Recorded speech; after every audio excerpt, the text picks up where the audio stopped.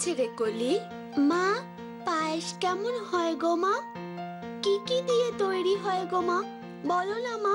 কেন রে মা, পায়েসের কথা জেনে তুই কি করবি? বলো না মা। ওই যে পাশের বাড়িতে জবা দিদিদের নাকি আজকে পায়েস হয়েছে। ওরে আমার সোনা মেয়ে রে, পায়েস হলো এক রকমের মিষ্টি খাবার, মিষ্টান্ন। দুধ, চাল এসব দিয়ে করতে হয়। মা, তুমিও পায়েস রান্না করো না মা, আমিও খাবো।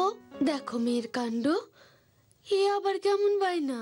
হ্যাঁ মা, তুমি আমাকে পায়েস রান্না করে দাও না মা।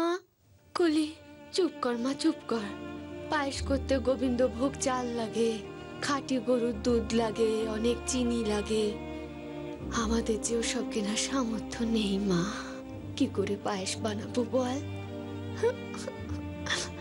আমি পায়েস খাবো মা, আমি পায়েস চাই। কি কি হলোটা কি?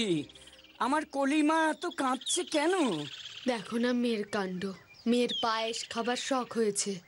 আমরা গরিব মানুষ, আমরা কোথা থেকে পায়েস খাওয়াবো বলো তো? পায়েস? আহারে, আমার এই ছোট্ট মেয়েটার একটা স্বাদও আমি পূরণ করতে পারবো না। না রে কলি, চিন্তা করিস না, আমি দেখছি কি করা যায়।